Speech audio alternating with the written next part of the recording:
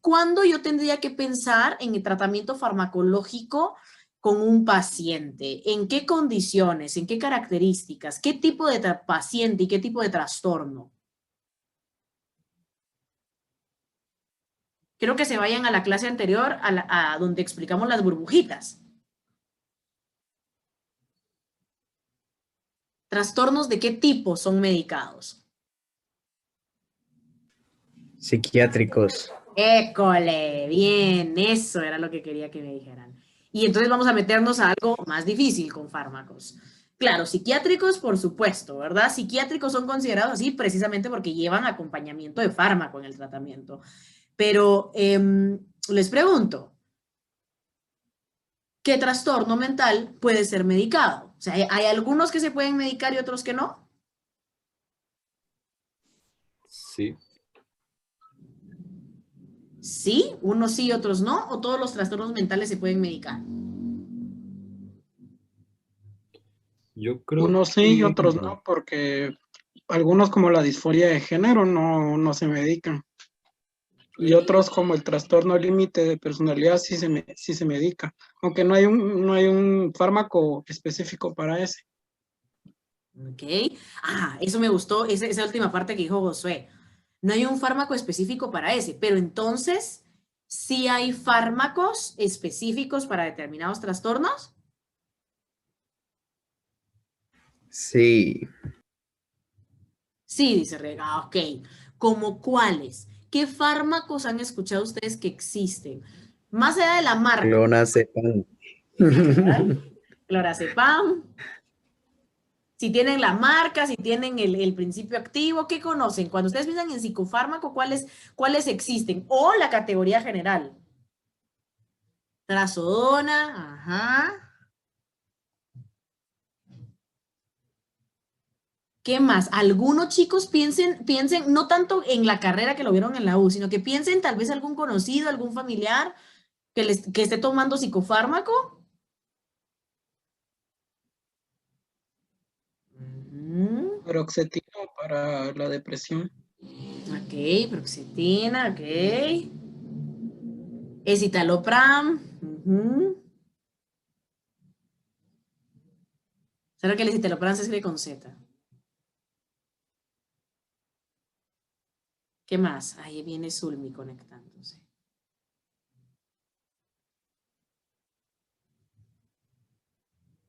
Ajá. Bueno, de hecho no, fíjate que es SC la cosa. Ahorita que lo vi con Z, lo que yo sabía es que con S se miraba raro. Es SC. Rosario apareciendo, escitalopram, ¿verdad? ¿Ok? Y, a ver, Luis, es la trazodona y el S. Bien, Luis, así es, cabal. A ese sí ya me suena más, ¿eh? Ahí está, sí, ese tercero es. El escitalopram y la trazodona, ¿para qué? El Ritalin, bien, el famoso Ritalin. Sí, bien, bien, José, famosísimo Ritalin. A ver, los que me estás diciendo, Luis, ¿para qué sirven? ¿O a quién viste que tomaba?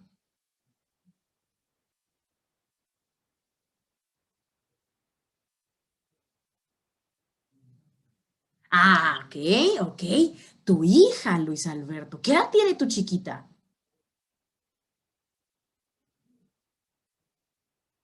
Sí, pues, claro.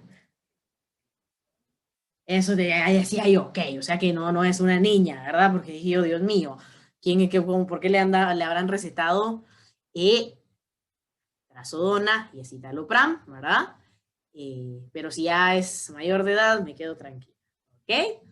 Buenísimo, ¿eh? Aquí si nosotros tenemos el acceso a alguna persona que está tomando psicofármacos, chicos, pues vamos a poder tener los nombres, ¿verdad? A veces de la marca o del principio activo, de la caja, eh, que nos pueda hacer tener idea. O por aquí José que pone el Ritalin, que es bien famoso, mucha Ritalin, el nombre de una medicina de hace años que es una benzo, ¿verdad? Una benzodiazepina que se utilizaba para el déficit de atención con hiperactividad, ¿sí? Entonces, el metilfenidato, ¿verdad? Bien, pero sí, el Ritalin es el nombre comercial. Entonces vamos a encontrar muchas que son nombres comerciales y que así, cuando ahorita vamos a ver, ¿verdad? Algunos, y que algunos tal vez les ha sonado o los han visto en películas o los han escuchado en canciones. Por ahí decía que ¿verdad? El famoso diazepam, ¿verdad? Pero bien, entonces quería primero ver si teníamos por aquí alguien que supiera de marcas o de cosas. Y bueno, entonces arranquemos desde lo mero básico, ¿verdad, chicos?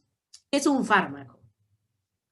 Un fármaco, chicos, es cualquier sustancia que tenga efecto sobre el cuerpo. Así de simple. Cualquier sustancia que tenga efecto sobre el cuerpo. A eso se le llama fármaco. Y de hecho, existe un término que se conoce como biofármaco para hacer referencia a las sustancias que producimos nosotros en nuestro propio cuerpo y van generando determinado efecto en nuestro organismo. A eso se le llama biofármaco. Por ejemplo, ustedes empiezan a segregar ciertas sustancias cuando se enferman.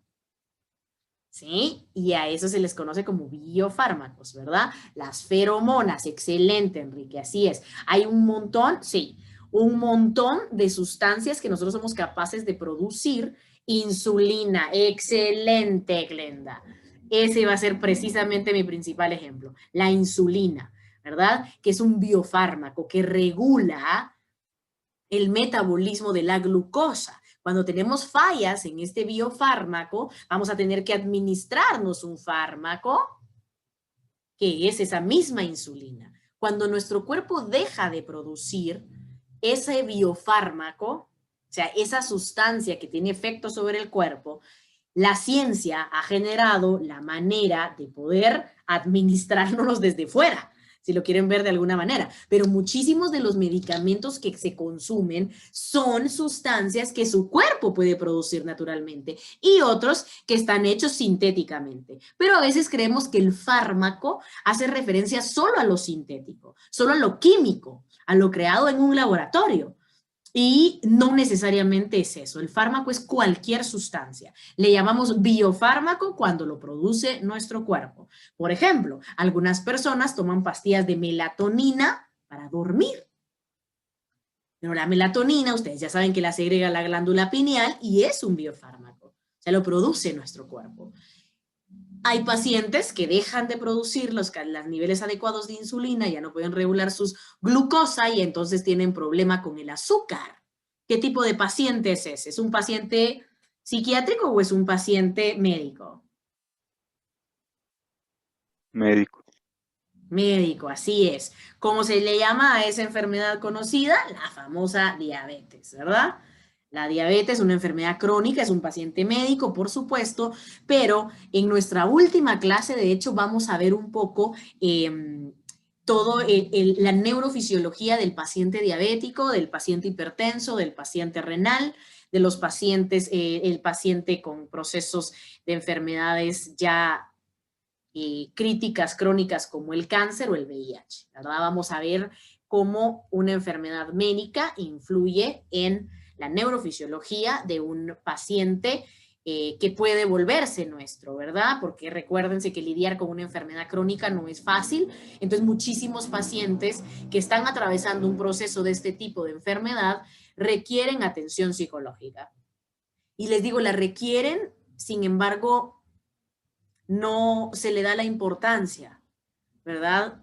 Sobre todo porque como la gente puede entender por qué está triste o por qué está de mal humor, sí, es que está enfermo, dice la gente. Y entonces como lo entienden, creen que no hay que hacer nada con eso, que no se puede hacer nada con eso. Y el acompañamiento emocional de los pacientes crónicos es clave. Y es uno de nuestros campos de trabajo, ¿verdad? Entonces eso es otro tema, pero es clave que logremos entender entonces la diferencia entre un fármaco y un biofármaco. Pero quiero que entiendan este concepto completamente amplio de fármaco para que podamos ver entonces esta diferencia. El fármaco se divide principalmente en dos tipos, ¿verdad? Más allá del biofármaco. El biofármaco solo es como este término que se le puede dar a las sustancias que producimos nosotros. Pero cuando ya pensamos en las sustancias de laboratorio, los fármacos como tal, ¿verdad? Vamos a poder entender que existen dos, ¿verdad? De dos tipos principales. Los fármacos que tienen acciones positivas sobre nuestro organismo y los fármacos que tienen acciones negativas sobre nuestro organismo. Son fármacos ambos porque es cualquier sustancia que provoque cambios.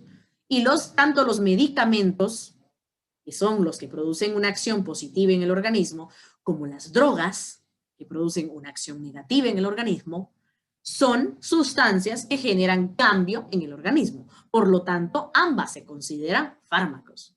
Las drogas, ¿verdad? La cocaína, la heroína, la marihuana, cualquier droga es considerada un fármaco. Y los medicamentos, ¿verdad? Que a veces creemos erróneamente que fármaco es sinónimo de medicamento. Fármaco es una sustancia que hace cambios en el organismo. Si esos cambios son de tipo positivo, ahí vamos a tener lo que conocemos como medicamento. Y el medicamento, ¿verdad? Se divide en 4 tipos.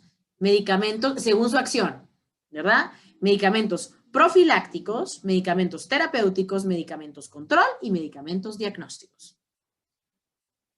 La clasificación es según su función.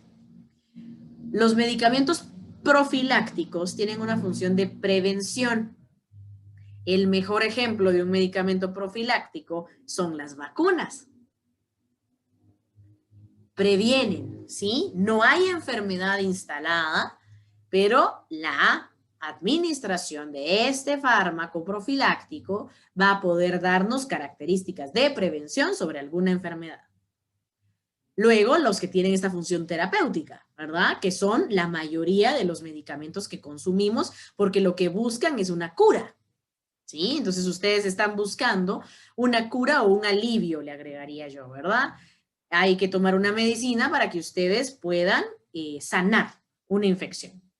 Para que ustedes puedan sanar una enfermedad, esos medicamentos que tienen esta característica terapéutica curan, alivian en muchos casos, ¿verdad? Por ejemplo, pensemos en el paracetamol, ¿verdad? En el acetaminofén, que son medicamentos que nos ayudan a controlar, por ejemplo, el dolor, la inflamación, ¿sí?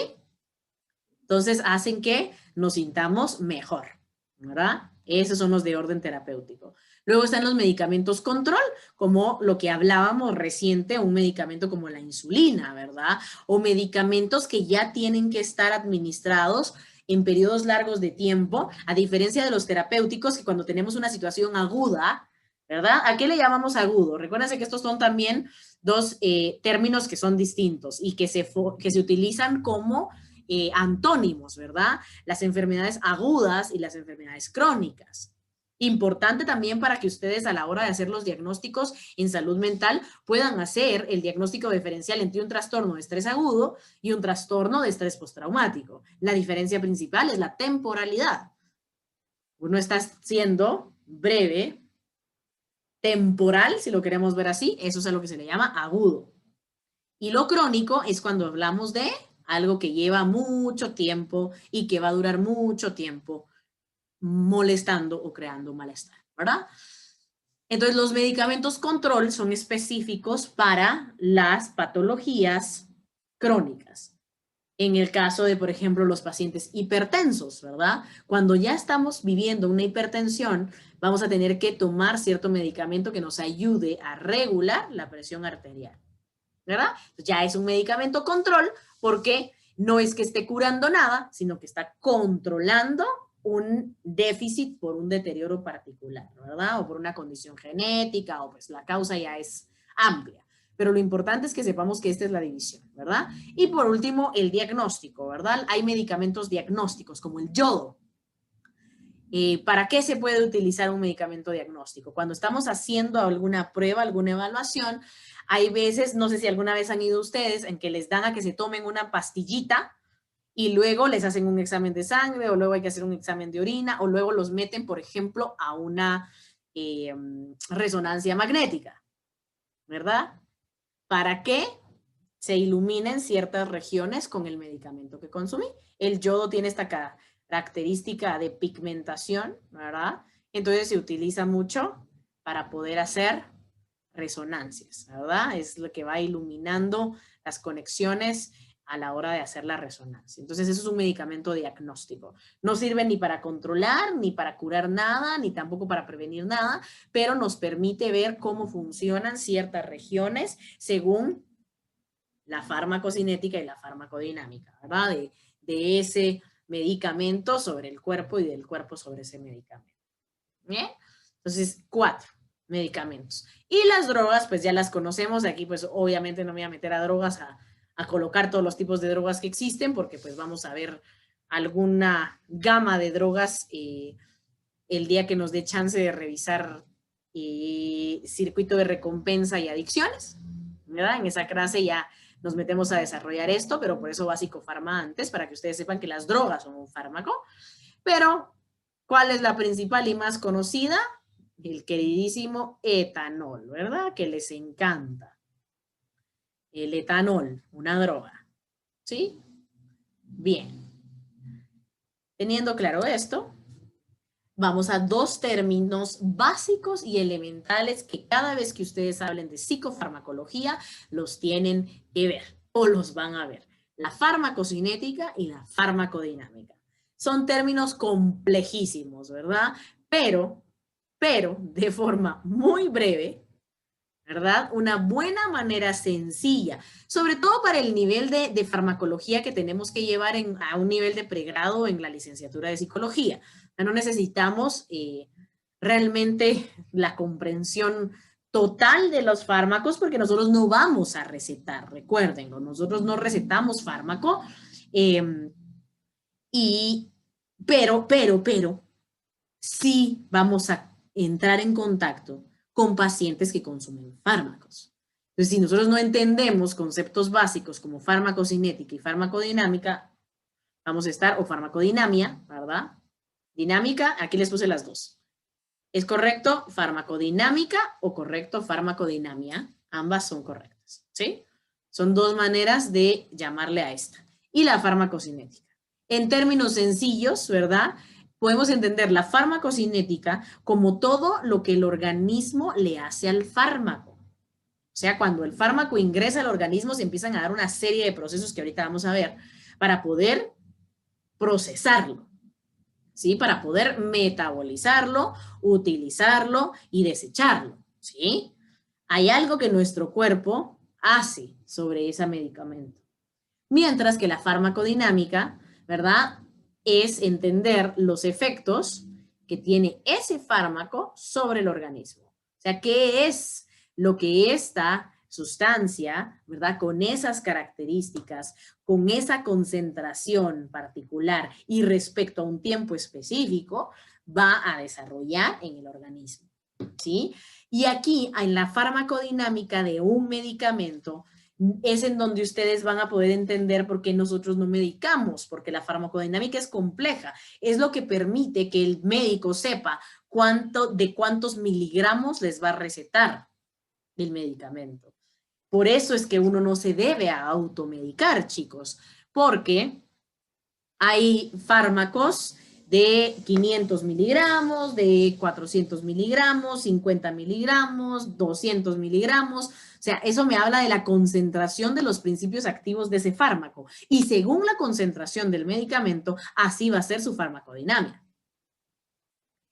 Y esa lógica y el poder saber con qué paciente que tiene esta y esta y estas características, el médico, mucha, aunque sea lo más básico de lo básico, siempre les hace una pequeña entrevista antes de medicar. ¿Verdad que le está pasando? ¿Qué edad tiene? ¿Alguna enfermedad? ¿Verdad? Antecedentes en familia. O sea, él va explorando algunos elementos para poder tener una noción un poco de su historia, ¿verdad? Y si tenemos una enfermedad más complicada, pues va a ser una historia mucho más amplia. ¿Pero para qué?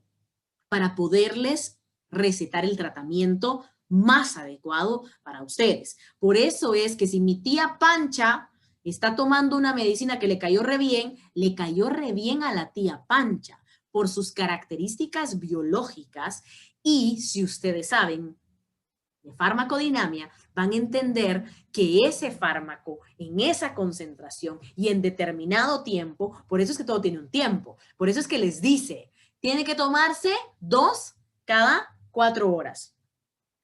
Tiene que tomarse 1 cada 12 horas. Tiene que tomarse una cada 24 horas, una diaria. ¿Han escuchado cómo va cambiando? Y uno hasta se lo sabe de memoria porque hemos tomado medicina siempre, ¿verdad? Y la industria farmacéutica pues haciéndose millonaria a costillas de nuestros males. Pero bueno, al final del día, pues los fármacos están hechos, y los medicamentos particularmente, para pues solucionarnos situaciones complicadas, ¿verdad?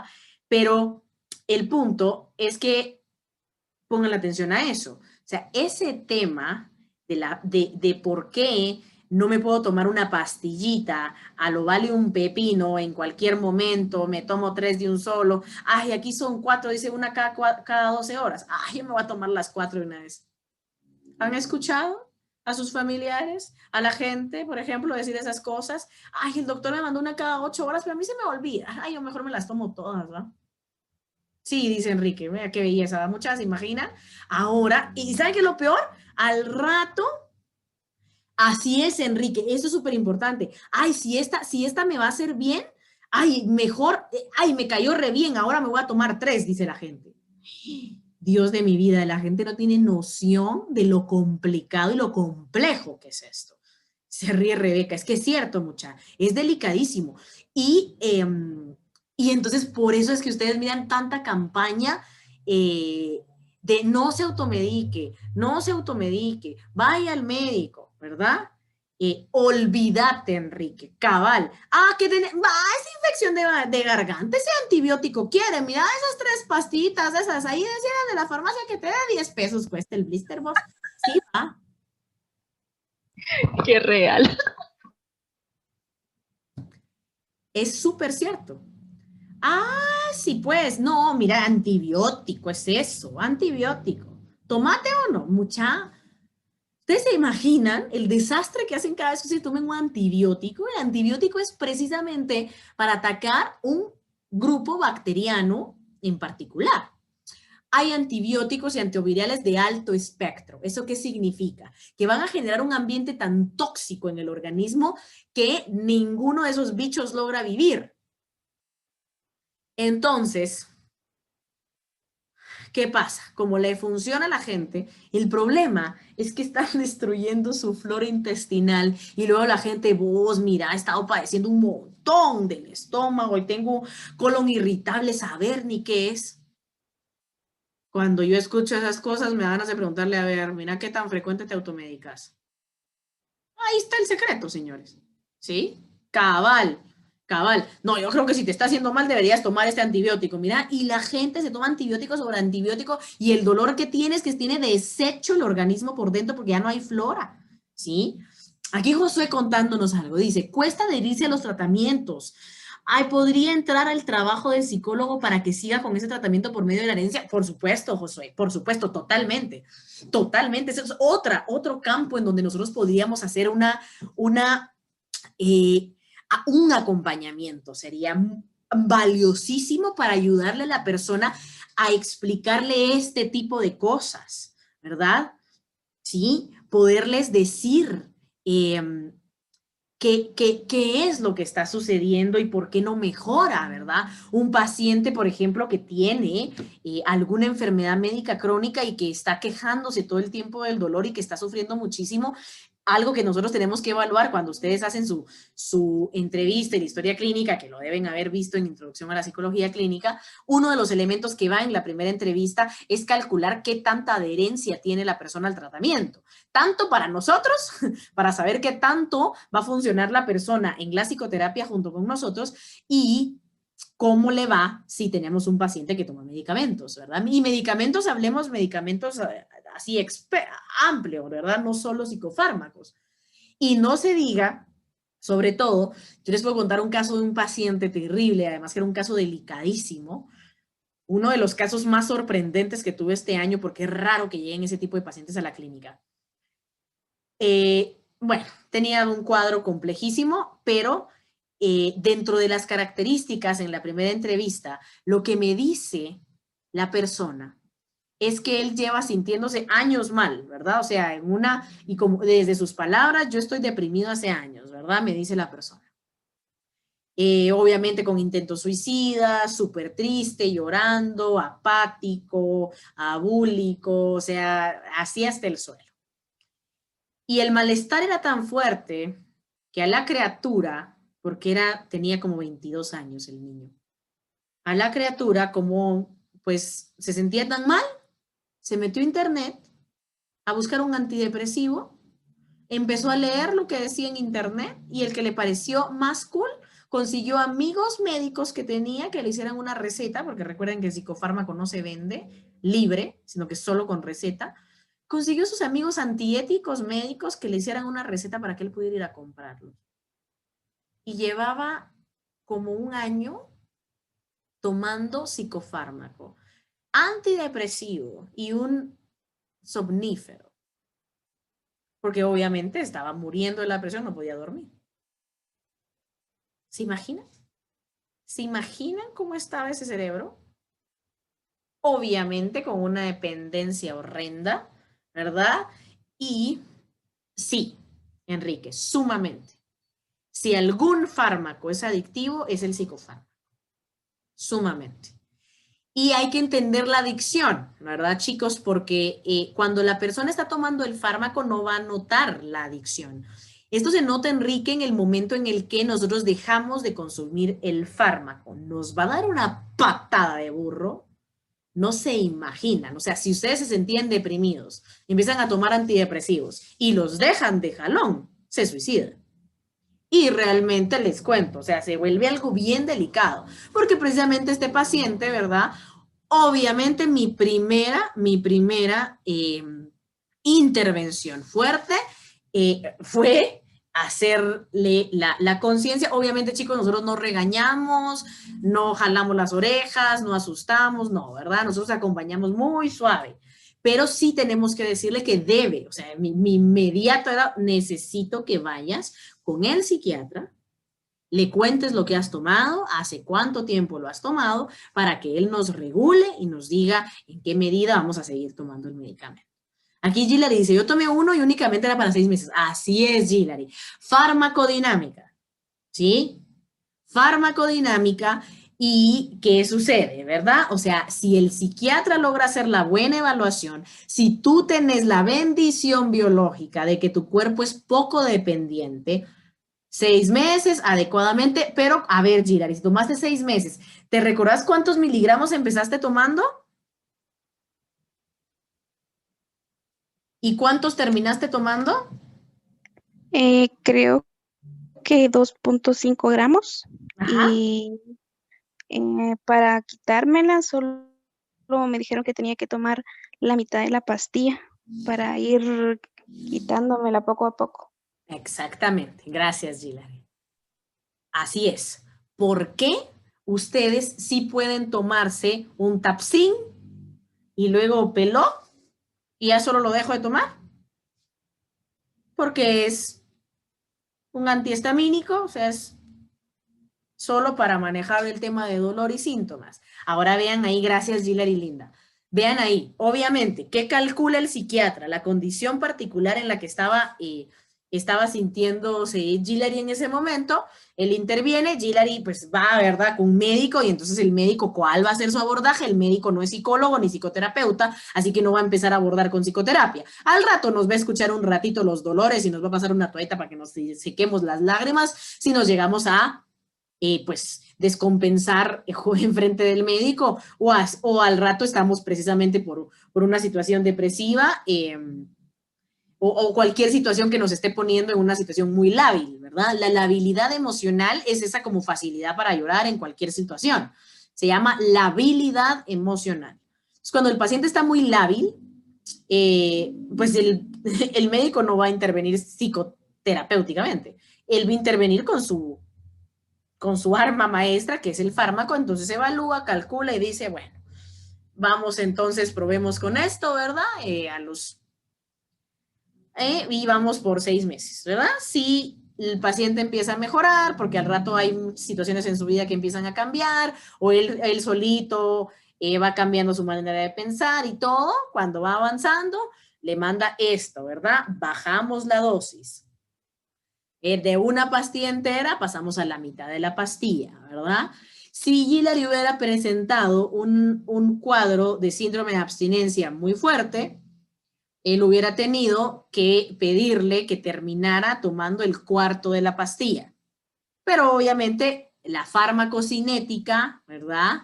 Y la farmacodinámica que se entraron en juego en el cuerpo de Hillary permitieron que su cuerpo empezara a adaptarse nuevamente sin el fármaco y entonces ella pudiera dejar de tomarlo a los 6 meses sin problema. Pero como tienen esta característica de generar dependencia, Enrique, que es lo que pregunta que tú haces, se debe, la manera en la que se administran, que se colocan y se quitan, siempre es así, de a poquito. Más menos, ¿verdad? Por supuesto, hay pacientes, como les digo, que vamos de la pastilla entera a 3/4, a 1/2, a 1/4, a madre, a 1/3 y a la madre, hasta que casi que no es nada, ¿verdad? Pero va a depender mucho de la evolución de la persona. El fármaco no curó a... ¿Qué fármaco era, Hillary? ¿Qué tomaste? ¿Antidepresivo, ansiolítico? ¿Qué te mandaron? Se llamaba Liberium y también tomé Positive porque me dijeron que el Liberium me provocaba depresión, algo así. No muy recuerdo. Sí, olvídate. ¿El Liberium qué tiene de base? Es clordiazepam, sí, pues. Sí, es un ansiolítico, ¿verdad? Lo que estaban tratando era pues que le bajara un poquito la aceleración, ¿verdad?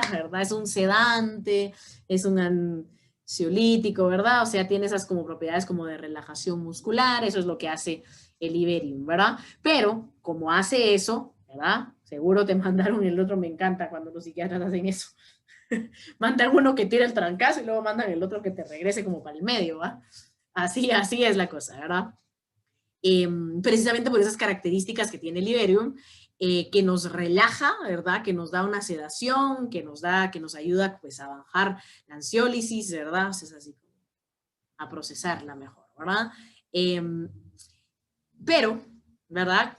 Depende cómo es el cuerpo de cada persona, así será la farmacodinámica que va a poderse ver en ese medicamento, qué tan rápido lo desechamos o qué tanto tiempo pasa.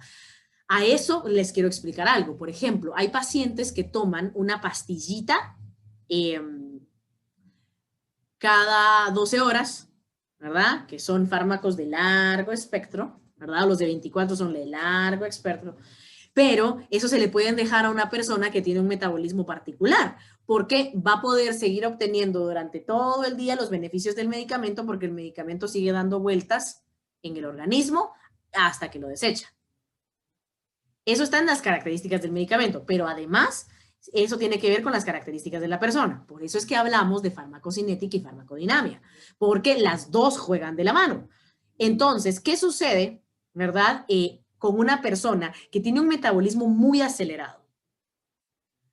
Vamos a necesitar darle más dosis al día, porque si el metabolismo es aceleradísimo, la persona va a procesar y a desechar el fármaco rápido. En cuestión de 12 horas ya no hay nada ahí. Así que hay que tomar otra dosis para poder seguir obteniendo los efectos. Entonces, por eso les digo, es tan compleja la farmacología y de hecho ni siquiera los médicos son los expertos en fármacos, son los químicos farmacéuticos.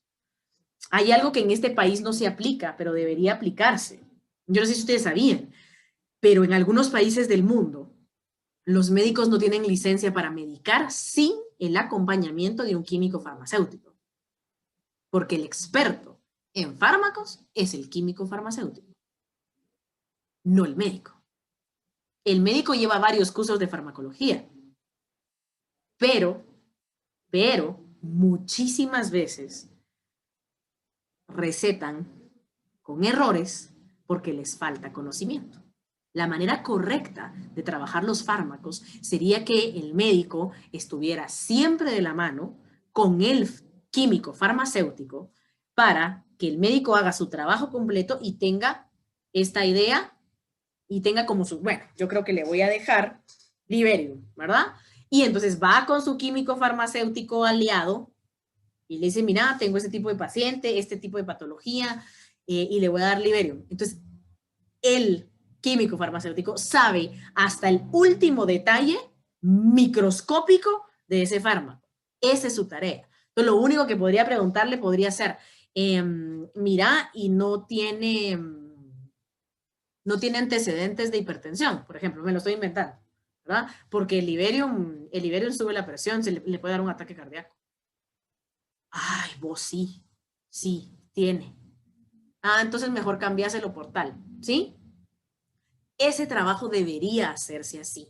En este país no hay ninguna legislación que obligue al médico a consultar al químico farmacéutico, lamentablemente. Y por eso tenemos tantos problemas ocasionados por malos diagnósticos y mal tratamiento farmacológico, ¿verdad?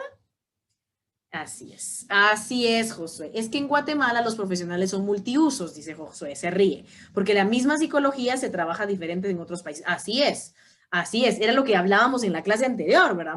Se recuerdan que yo les expliqué, a ustedes realmente en este país, con su título de psicólogo pueden empezar a atender pacientes, ¿verdad? Entonces, Lick, el trabajo para el químico sería en la farmacia también. El químico farmacéutico no es un farmacéutico. El químico farmacéutico es lo que hacen ellos, por ejemplo, son seguimientos a las farmacias. O sea, cada farmacia, y eso sí está en ley en Guatemala. Cada farmacia debe tener a un químico farmacéutico que la revisa y le da seguimiento cada mes. ¿Sí? Y el químico farmacéutico debe llegar, revisar cada uno de los medicamentos, anotar qué medicamentos están vencidos, revisar qué medicamentos se están vendiendo más, y, por ejemplo, capacitar al farmacéutico que es la persona que está atendiendo la farmacia, que muchas veces el farmacéutico sabe un montón, pero lo que pasa es que ha estado todo el tiempo desde la práctica con auditorías. Ajá. Cabal, así es, ellos se dedican a eso y eso es uno de sus chances. Revisan, ¿verdad? Las farmacias y todo eso. Debe tener ese informe. Así es, exactamente, Zulmi. Para que la farmacia sea legal, debe tener siempre el seguimiento y la firma del químico farmacéutico que está dando el aval, ¿verdad?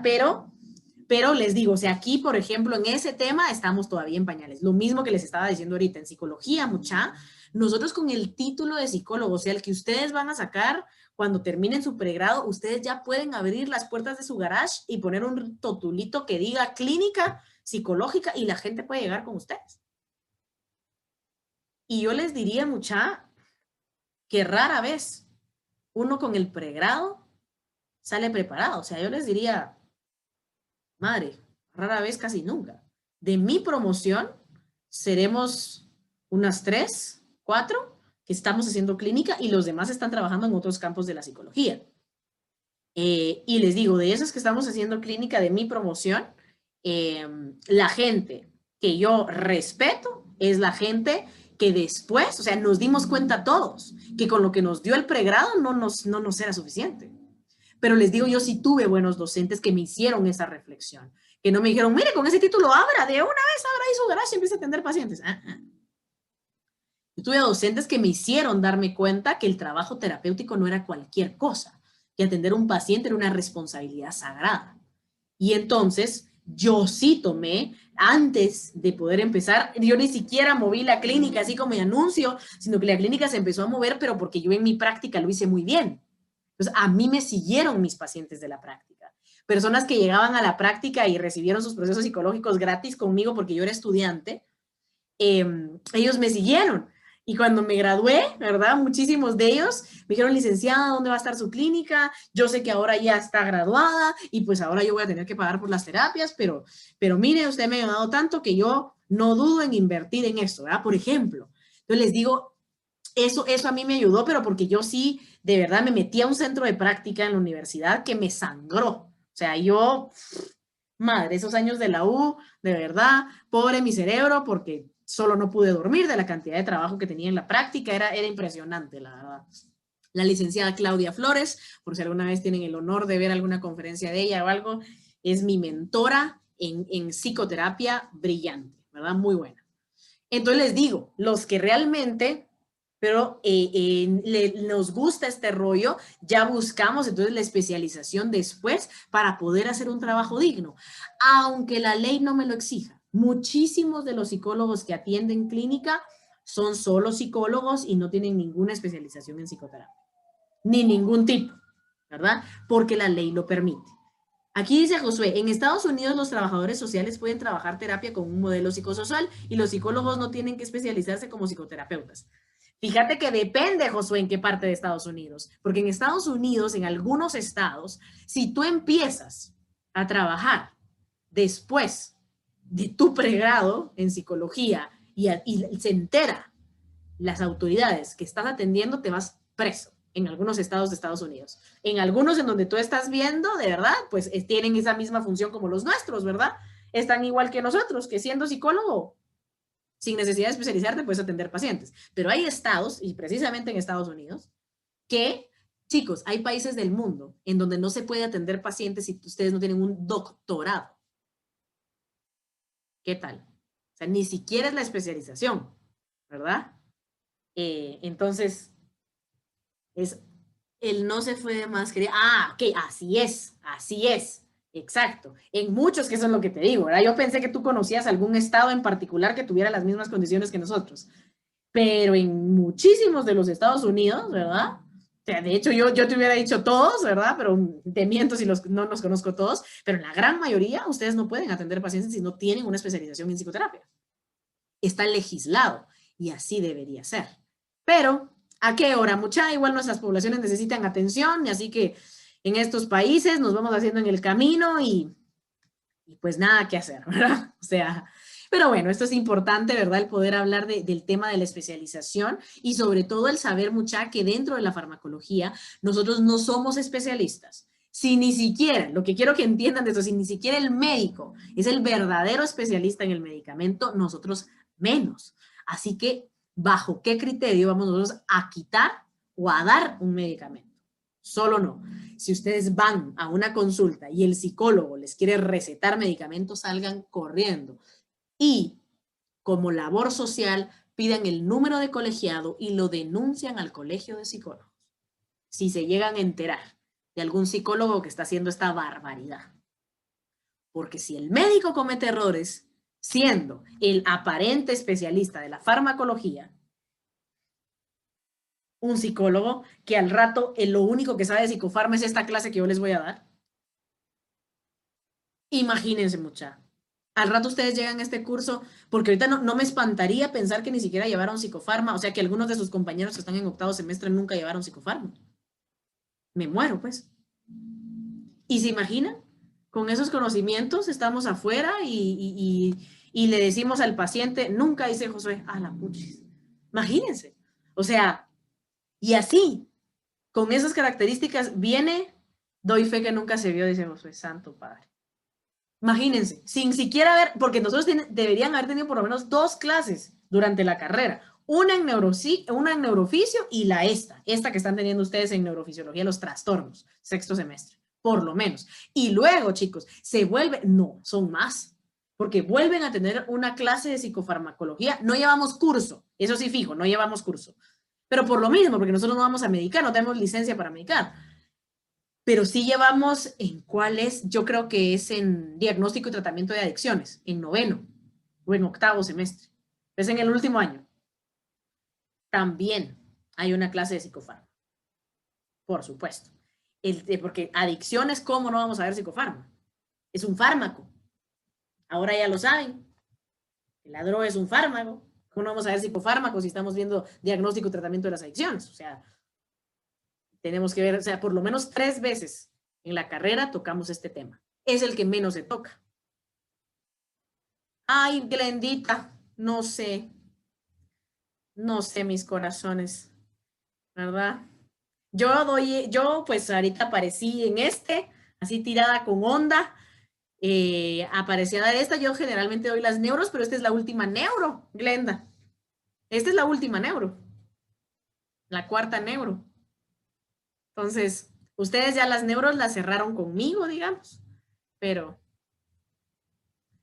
estoy a la orden, eso sí quiero que sepan, mis corazones lindos, cualquier duda, Cuando ustedes vayan en sus demás cursos o incluso en su vida profesional, tienen el correo, ¿verdad? Y me pueden escribir. A veces me tardo 1000 años, muchos, yo sé, perdónenme, que me tardo a veces en responder, pero pues ahí estoy, ¿verdad? Entonces, pues, de veras que ya nos queda poco, ya nos va a tocar despedirnos, estamos en la recta final, mucha.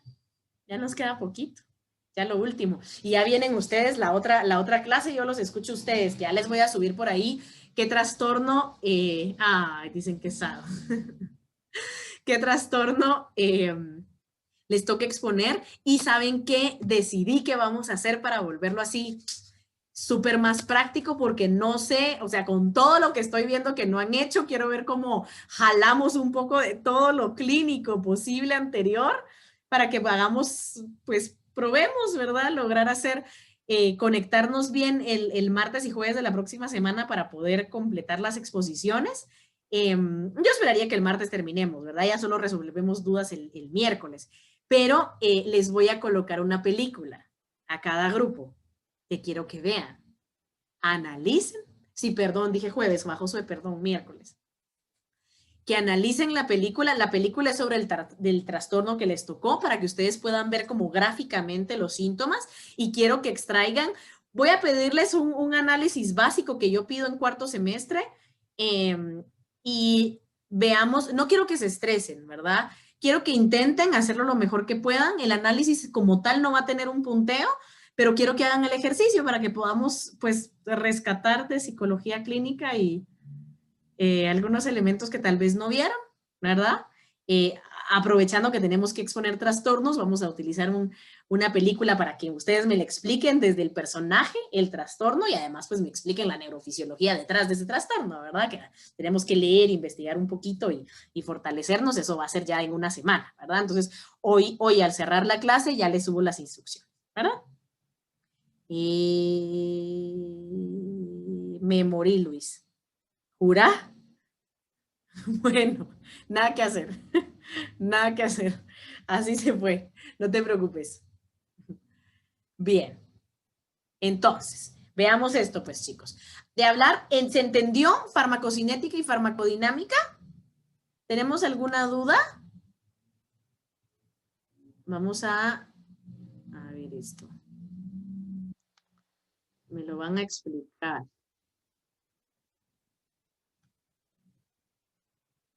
A ver, micrófono, pues. ¿Qué es farmacocinética?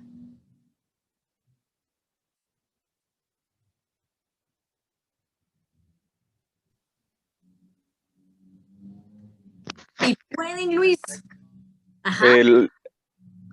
La manera en que nuestro cuerpo reacciona ante los fármacos. École, ¿esa es farmacocinética o farmacodinámica? Farmacocinética. Ah, ok. ¿Y entonces cuál es la farmacodinámica? Lo que los fármacos le hacen al cuerpo. Súper. Bien, así es. Así es, así es. Bien. ¿Sí? El organismo al fármaco, eso es farmacocinética. Y el fármaco al organismo, eso es farmacodinámica. ¿Sí? Para entenderlo de una forma breve. No quiero que vayan a pensar que así de simple es mucho más complejo. Bien.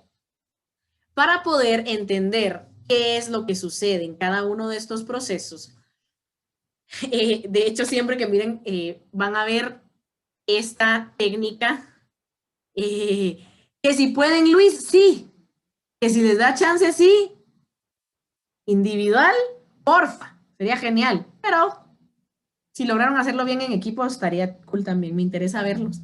2, qué chiller. Bien, ahí le estaba respondiendo a Luis, disculpen los demás que dijeron, ¿qué? ¿Qué está hablando, Lick? Va. Esto es la mnemotecnia para recordar qué es lo que sucede y cómo, digamos, lo que está pasando en cada uno. Cuando hablamos de farmacocinética, ¿sí? Los efectos del organismo sobre el fármaco, o sea, qué es lo que le hace el fármaco al cuerpo, vamos a tener estos procesos, ¿verdad? Liberación, absorción, división, metabolismo y excreción.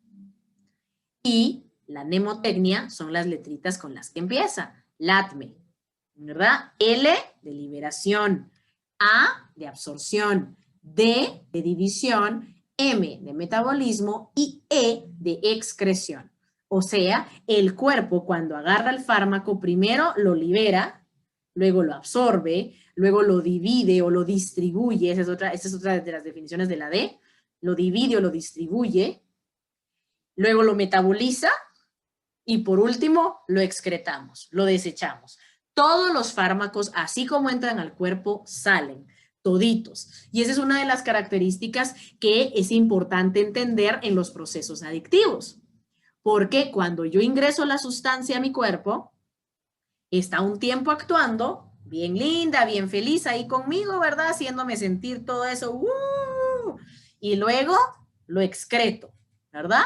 Ya sea a través de la orina o de las heces, el sudor o cualquiera de las maneras en las que nuestro cuerpo libera y saca sustancias del cuerpo.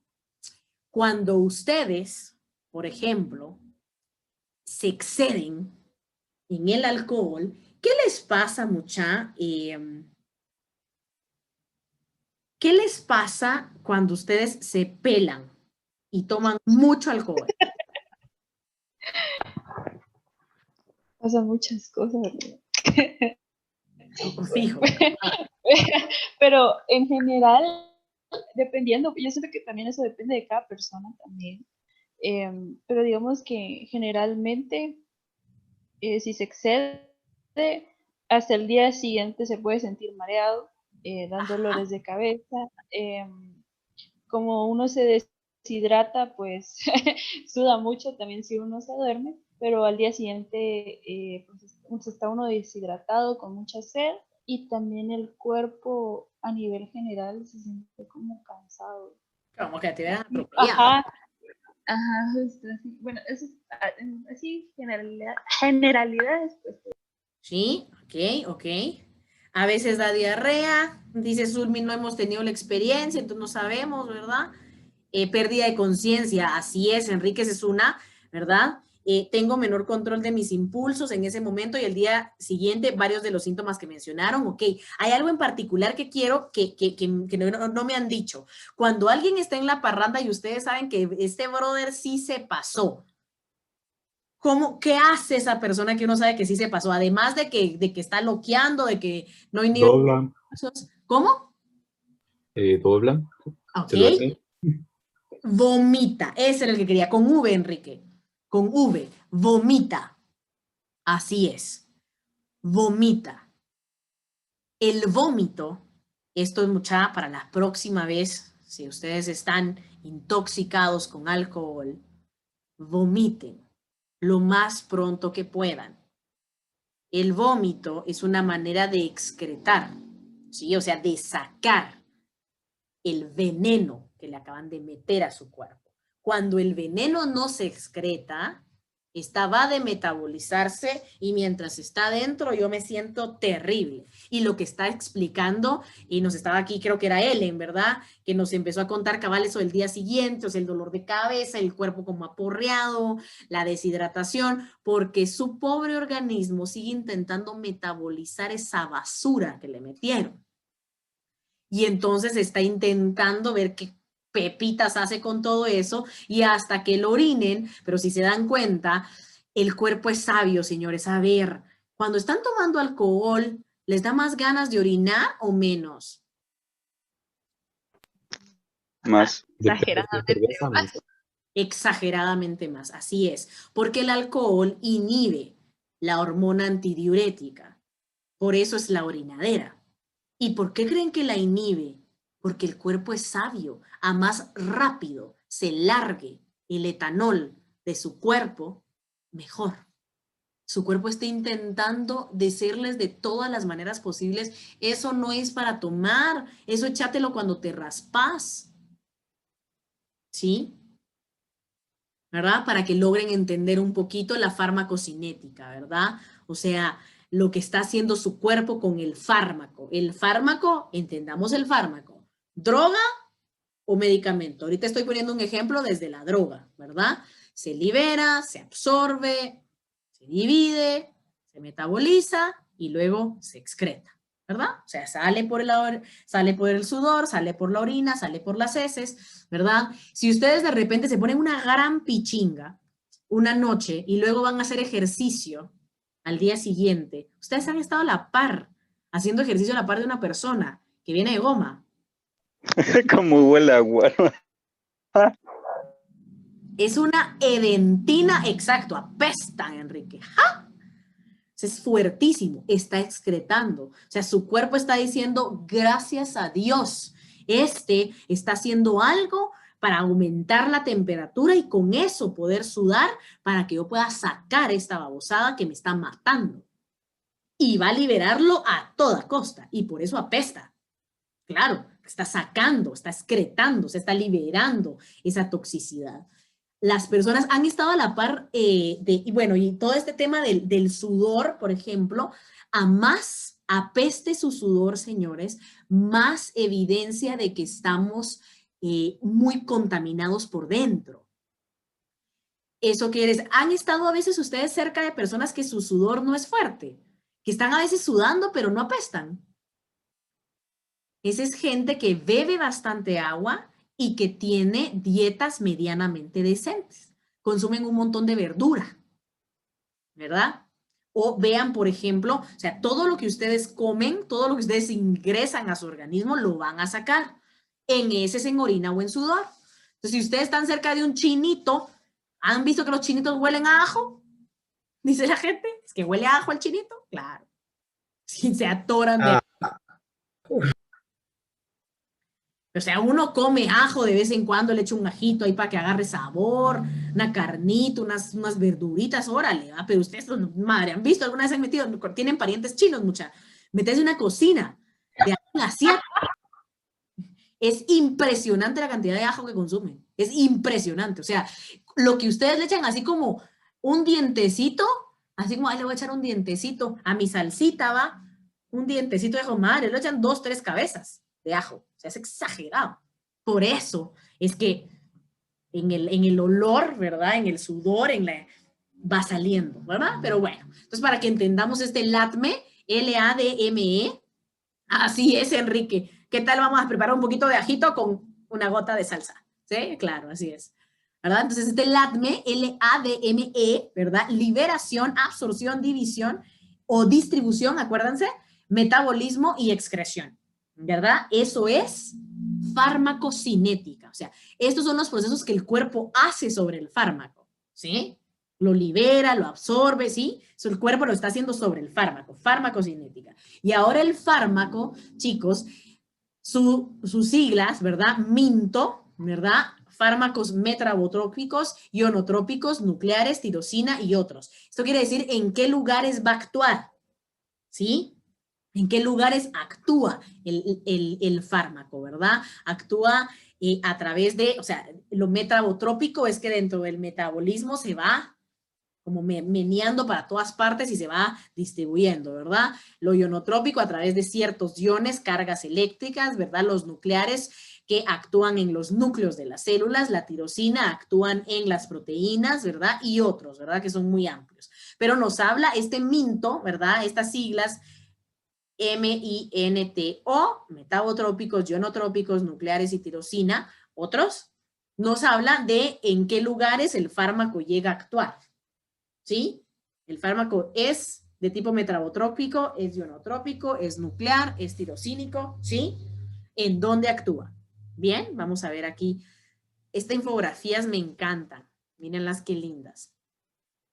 Y aquí, este LADME no es una mnemotécnica mía, sino que es universal de la farmacocinética, ¿verdad? Liberación, absorción, miren, D de distribución. Es división o distribución, cualquiera de las dos, ¿verdad?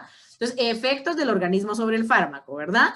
Vías de administración, acuérdense que esto también es importante, porque depende por dónde sea la vía de administración del fármaco, así va a ser su proceso farmacocinético. ¿Sí? No es lo mismo, a ver, si tengo aquí moteros, ¿tengo moteros en el grupo? ¿Gente que consume marihuana, chicos?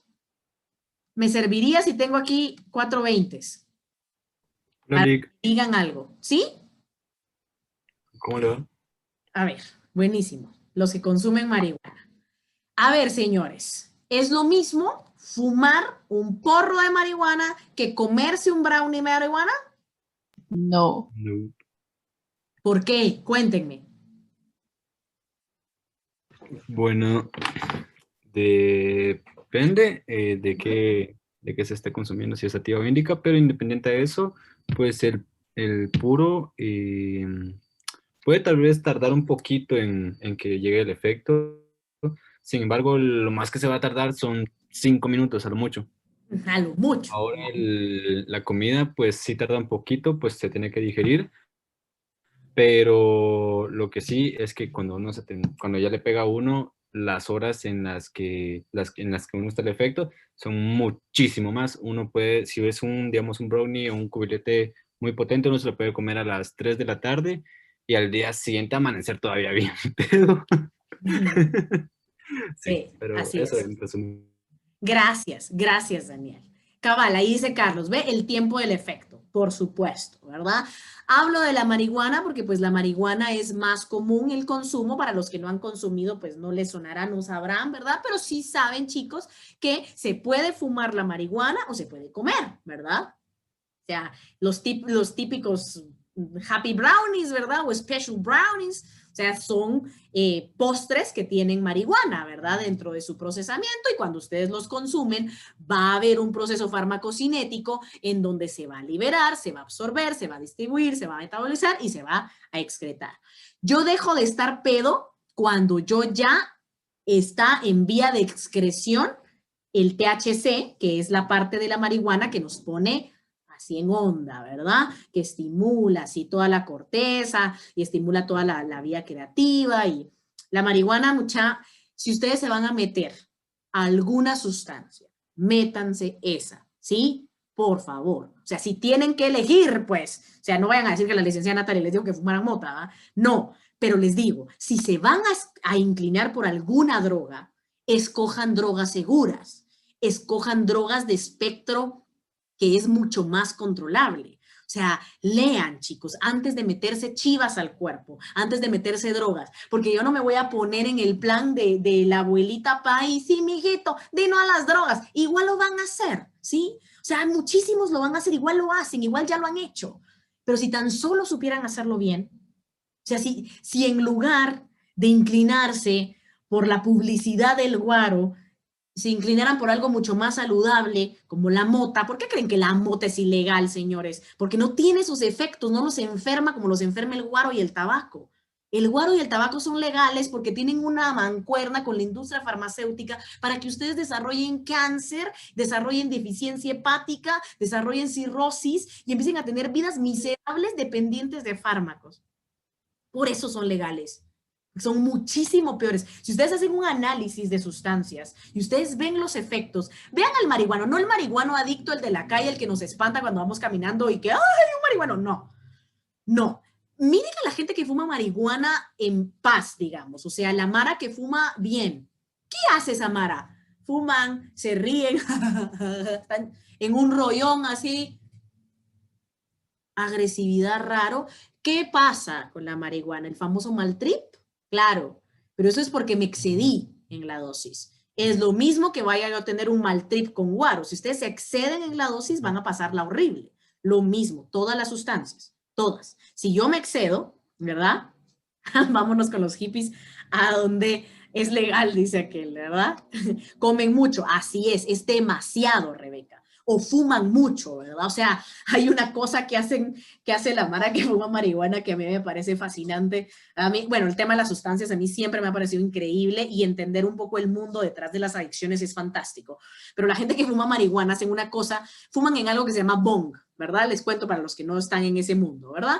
Pueden fumar con un purito, ¿verdad? Así forjadito, un purito, o se puede fumar en un bong, ¿verdad? Que es un artefacto diseñado para fumar, en donde el humo pasa a través del agua para que se limpie y entonces es un humo un poco más frío y eso le permite a la persona fumar más, ¿verdad? Entonces así es, un bongazo, ¿verdad? Que así le dice la cultura de la madre ganja, ¿verdad? La cultura de la marihuana. Y así le llaman, ¿verdad? El famoso bongazo. Entonces hacen algo que le dicen, bueno, yo vi un grupo de chicos que yo estuve trabajando con adolescentes, algo que ellos le llaman leche tóxica. ¿Qué tal? A ver, tenemos aquí a nuestro oficial portavoz. ¿Qué es una leche tóxica, Daniel? ¿O no le suena? Esto sí ya está muy de los bajos mundos. ¿Qué nivel, dice Diego? Bueno, depende. Está la leche que también que contiene marihuana, pero en específico, a veces las personas incluyen, más que todo en las bebidas, pues ácidos y otras cosas. Eso ya no es de mi trip, pero que dije, no está de mal saber. Pero sí, usualmente en la leche es en donde más hacen como mezclas y no sé, hasta ahí hasta algún punto donde sí la gente se toma su traguito y está muy mal. Por supuesto. O sea, obviamente cuando hablamos ya de policonsumo, así se le llama cuando combinamos, que es lo que nos está diciendo Daniel, ¿verdad? Policonsumo. Cuando estoy tomando alcohol, estoy consumiendo marihuana, estoy consumiendo tabaco y además un acidito, ¿verdad? Para poner alegre la cosa, una pepita, un éxtasis por ahí, ¿verdad? Wax, qué sé yo. Cualquier cantidad de sustancias ya en un policonsumo. Pero esta famosa leche tóxica, te cuento, Daniel, mira, al parecer esto debe ser un tema así como por grupos, ¿verdad? No ha de ser un término generalizado como un 420, por ejemplo, que es un término que maneja toda la cultura de la marihuana. Pero esta leche tóxica consiste en jalar en el bong, ¿verdad? El bong hay que colocarlo de esta manera, ¿verdad? Entonces jala en el bong hasta que el bong, que es transparente, se pone completamente blanco. Yo ya quito el clutch y se jala. El clutch es el cosito en donde ya va a poder entrar el aire limpio para empujar el humo hacia adentro. Pero que el bong se ponga completamente, yo les estoy hablando de que el bong, chicos, es como que vieran un pachón, o sea, madre, hay bongs que son grandes, pues. Y entonces se pone completamente blanco, eso quiere decir que está tan lleno de humo que ya es blanco, y así le llaman, Daniel. Ay, tu licenciada, mira, muchacha, aprendí un término de la LIC, vamos a probar. No, Daniel. A menos, bueno, tú que ya tienes experiencia, ¿verdad? Y que ya pues has fumado antes en diferentes dosis, pues, pero eso sí te va a noquear, ¿verdad? Eso sí te va a noquear, ¿verdad? Y nos va a dar el famoso mal trip, ¿verdad? O el bajón, que con una sobredosis, ¿verdad? No hay registros de sobredosis de marihuana, chicos, pero yo les diría que sí un exceso que ya nos va a generar un bajón de presión, ¿sí? Pero eso es por la cantidad. Pero lo que quiero es que vean en la farmacocinética, ¿por qué estoy hablando de esto? Porque las sustancias, chicos, o sea, la liberación, la absorción, la distribución, el metabolismo y la excreción van a ser diferentes si yo cambio la vía de administración. Es decir, no se absorbe, no se libera ni se distribuye igual algo que entra por la vía intravenosa, algo que entra por la vía oral, algo que entra por la vía de lo sensorial, ¿verdad? De algunos receptores, o algo que entra por la vía auditiva, ¿verdad? O sea, cambia. Ya sabían que hay ciertos sonidos que pueden generar determinadas activaciones que se les llama drogas auditivas, ¿verdad? Pero no va a ser lo mismo lo que es fumado que lo que es comido, ¿verdad? Porque en lo comido ya vamos en la parte del metabolismo, vamos a tener que hacer un proceso de digestión primero para poder absorber. Mientras que cuando nosotros fumamos, solo con el fumar va a llegar de los pulmones inmediatamente al torrente sanguíneo y con eso disparó al cerebro rapidísimo. Por eso es que es más rápido. Por eso es que si ustedes fuman, sienten en un ratito, ¿verdad? Los efectos porque ya llegó al cerebro. ¿En dónde lo sentimos? Cuando ya llega al cerebro. ¿Verdad? ¿Cómo llega? Con el torrente sanguíneo. ¿Sí? Sí, Dime. una consulta. ¿Qué es lo que pasa cuando alguien le da la pálida? Y una segunda consulta dentro de esa. Es que una vez tuve la experiencia de ver a alguien que pues se dio un toque bien grosero y pues en un momento literalmente cayó sobre el sofá, como que se entumió Yo calculé que le iba a dar un ataque epiléptico, la verdad, pero no pasó, o sea, fue como Como medio empezó a solo, temblar, se arrepintió, luego sí se quedó así como medio pasmado, pues lo tuve que dar la vuelta y pues seguía así medio pasmado, ya poquito a poquito se ve como quitando esa tensión del cuerpo y pues ya se relajó, hasta después ya pudo medio hablar, después ya hablar, pero en general, fue el único caso que he visto así, pero en general, ¿qué pasa cuando uno le da la pálida? O sea, cuando uno está así como de bien, que no se puede mover, o sea, se puede hablar, uno se puede mover como poco, pero muy poco coherente. No sé si me explico. sí, cuando es demasiado, ¿verdad? Claro, si te explicas. Es esta farmacodinámica, o sea, vamos con concentraciones en el tiempo. A más concentrada la sustancia, como te estoy diciendo, por eso hablaba de la leche tóxica, o sea, imagínense que se llena todo eso de humo, o sea, se llena de humo. Es diferente que esté como medio clarito, porque eso quiere decir que la concentración es menor, ¿verdad? O sea, es mucho menos. Entonces, cuando tú te das un toque de esos, ¿verdad? Que así es como se les dice, chicos, o te da toque, es ese, el jaloncito, que yo me doy así, esa farmacodinámica, porque tenemos una concentración pequeña, o sea, lo que va a llegar a ser cuando se conecte con las células, va a ser una estimulación así muy amigable, ¿verdad? Entonces, vayan a estimular, por ejemplo, las dosis pequeñas de marihuana estimulan muchísimo la capacidad creativa, estimulan un montón el hemisferio derecho, ¿verdad? Entonces, en ese punto, te digo, o sea, el pensamiento crítico y la habilidad estimulan un montón, ahorita que ustedes ya saben dónde están las cortezas sensoriales, el parietal, el occipital y el temporal. Entonces, por eso es que la gente cuando está pedo, es así como, a la mano, mira eso, a la madre, mano, mira, jaja. ¿Sí? O sea, la percepción aumenta. La capacidad perceptiva, visual, auditiva, táctil, olfativa y gustativa aumenta. Por eso es que a la gente pedo le encanta comer. Y el famoso monchis, ¿verdad? O sea, el poder comer, porque todos los estímulos que son placenteros, cuando estamos en el estado de la pedera, ¿verdad? Cuando esté el THC haciendo de las suyas en las células del organismo, vamos a tener esta experiencia a nivel cerebral de la mayor percepción. Eso es lo que explica esas reacciones. Pero cuando me paso, cuando me excedo, Daniel, o sea, cuando ya, o sea, el toque, como tú lo dijiste, es muy grosero, lo que va a suceder es que es tanta la cantidad de THC que ya en lugar de estimular empieza a entorpecer. Y una de las características del THC y de la marihuana es que es un depresor del sistema nervioso. Por eso es que relaja. O sea, es así como... y sientes así como bien rico, va bien relajado. Pero si tú te pasas con cualquier relajante, vas a caer a la pálida. Como es un depresor del sistema nervioso, te relaja porque hace una liberación de tensión muscular y a eso también va acompañado una baja del ritmo cardíaco. Por eso que sentís que estás así como... porque tu ritmo cardíaco baja. Pero si tu ritmo cardíaco baja demasiado, te va a dar la pálida. Vas a sentir esa cosa, porque tu tensión, o sea, te bajó, estás hipertenso. Esa es la famosa pálida. Estás hipertenso, porque a nivel del hipotálamo está mandando señales al sistema nervioso periférico para que baje tu presión arterial. Pero si te mandaste de la dosis, va a seguir estimulando el hipotálamo para que baje, para que baje, para que baje, para que baje, para que baje, para que baje, para que baje y ya no es, o sea, tú te sentís que te estás muriendo. Y entonces la pálida es una persona hipertensa con un ataque de ansiedad. Esa es la famosa pálida.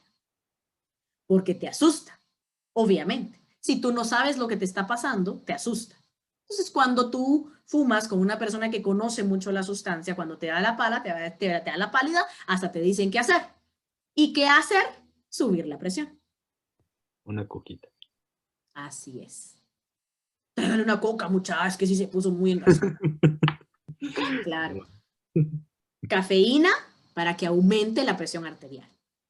Y cuando aumenta tu presión arterial, ya no estamos hipertensos, sino que estamos regulados, ya me empiezo a sentir mejor, pero ya me quedé asustado porque sentí que me iba a morir, ¿verdad? No hay dosis letal de marihuana, registrada no hay. Y eso que se han estudiado personas del nivel de Snoop Dogg, ¿verdad? O sea, madre. Por eso es que se habla de que la marihuana realmente no mata y por eso no es tan nociva. Mientras que sí hay registros de estudios de dosis letales de alcohol. Ustedes sí pueden tomar tanto alcohol que se maten de la intoxicación. Eso sí hay. La marihuana no hay. Lo único que te va a generar es un ataque de pánico horrendo y con eso te va a quedar la idea que la marihuana es mala y que es fea y que qué fea esa babosada y que lo que pasa es que lo hiciste mal, ¿verdad? Como igual las personas que han tenido la experiencia con el alcohol horrible, horrible, horrible. Los que tuvieron así la primera muy fea es la gente que le tiene miedo al alcohol. Los que ya saben chupar así que son expertos tipo que pueden hacer así, madre, las olimpiadas del guaro. ¿Ah? Esa. Los que toman XL, dice Enrique, ¿verdad? O se quedan curados, por ejemplo, chicos, los que están más acostumbrados al tema del alcohol, ¿verdad? Se quedan curados con un alcohol. Hay gente que dice, yo no tomo tequila. ¿No toman tequila por qué? Por la mala experiencia. Sí, soy. Whisky. Whisky, dice Diego. Yo el whisky ni lo huelo. ¿Por qué? Porque tengo un historial de una intoxicación terrible con ese, que casi me pelo, pues, o sea, que sí fue horrible. O sea, les digo, ese sí. Por eso les digo, de sustancias, muchas. Si se quieren poner curiosos a experimentar con drogas, escojan drogas de bajo espectro de daño. La marihuana no los va a matar, ¿sí? Pero si ustedes tienen una situación dolorosa, señores, tienen una vida de la desgracia, en su casa son infelices, viven abuso, no se sienten plenos con nada en la vida, no toquen ni una sustancia. Cuando ustedes estén felices, plenos, realizados, prueben, porque ahí el potencial adictivo es menor. Si ustedes tienen historial, una vida trágica, están muy tristes, están muy apagados, entonces, ¿qué hacemos? ¿Qué tal? Ya sabes que te va a curar un par de buenos guaros, bonos, ¿ah? Eso te va a quitar la tristeza. Bienvenida a la bomba dopaminérgica versus serotonina y hola, hola, adicción. ¿No? Así que cuidado. Los factores sociales de las adicciones son muchísimo más poderosos que la sustancia en sí misma. La sustancia va a hacer esto, ¿verdad? O sea, la farmacodinámica va a depender de la sustancia, ¿sí? Y la farmacocinética va a depender de su cuerpo. Esta capacidad de liberación, absorción, distribución, ¿sí?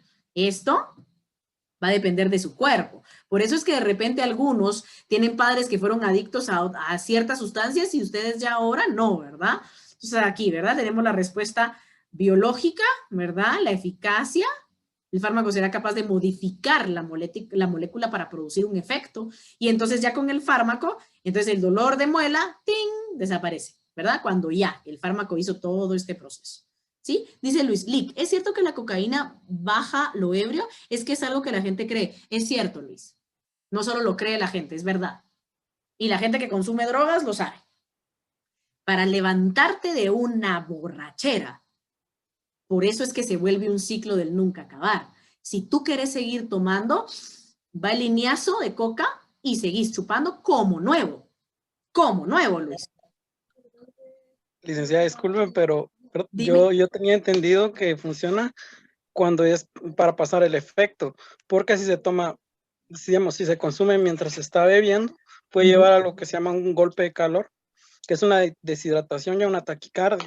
Por eso es que cuando se mezcla el Red Bull con, hay quienes mezclan el Red Bull con el alcohol y cocaína, puede llevar directo a un ataque al corazón. Así es, exacto. Entonces, lo que hacen muchos, así es, ¿verdad? Y esto va a depender, ahora creo que lo pueden entender mejor, de la farmacocinética y la farmacodinámica. La farmacodinámica, ¿por qué? Por la cantidad, Josué, ¿verdad? O sea, si yo me excedo en la cantidad de la línea que yo me vaya a echar y estoy dentro del consumo del alcohol, me va a pasar esto, que tú decís. Pero la dosis recomendada por los propios adictos, ¿verdad? Cuando ya estás acabado, yo te digo, ya estás, o sea, ya tu cerebro noqueado. Ya estás así como, mira, échate lineazo, solo el lineazo, esto te va a levantar y seguimos chupando. Vamos, dale. Unos segunditos empieza la bomba de dopamina que hace la cocaína y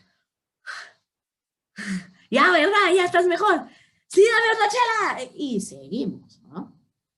Por eso es que la cocaína tiene esta característica, ¿verdad? Del tin, tin, tin, tin, tin, que nos mantiene activadísimos por muchísimo tiempo, ¿verdad? Súper peligrosa y como tú lo dices, a más lo combine con otro estimulante como el Red Bull, mayor la probabilidad de que me dé un infarto, por supuesto.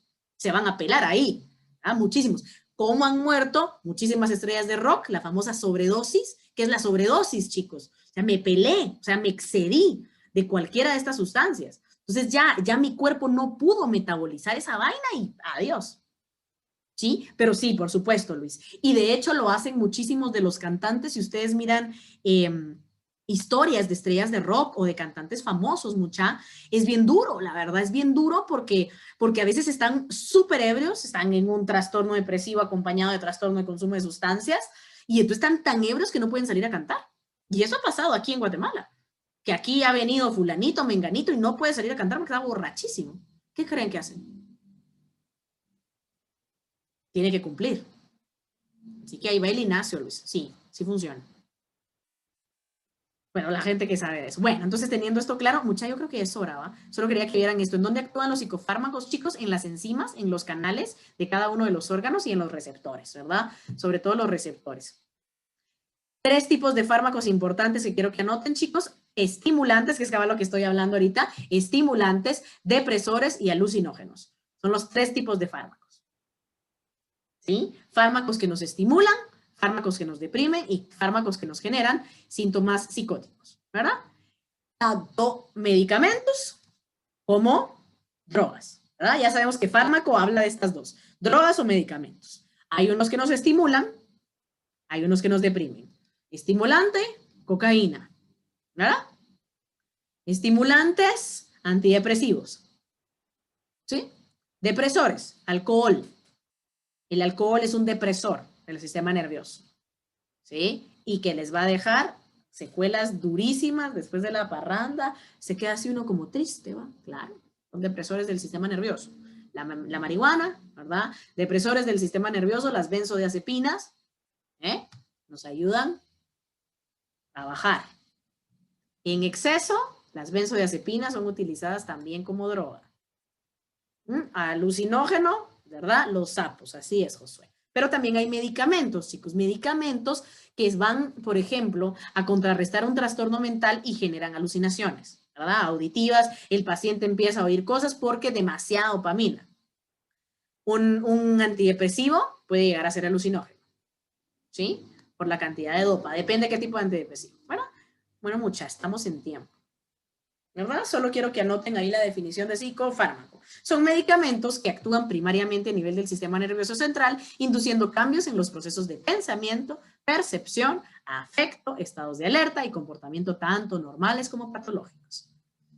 Sí, vamos a seguir analizando estos porque creo que aquí llegamos cabal. Terminar esta parte de fármacos y ya entonces nos metemos a los neurotransmisores mañana.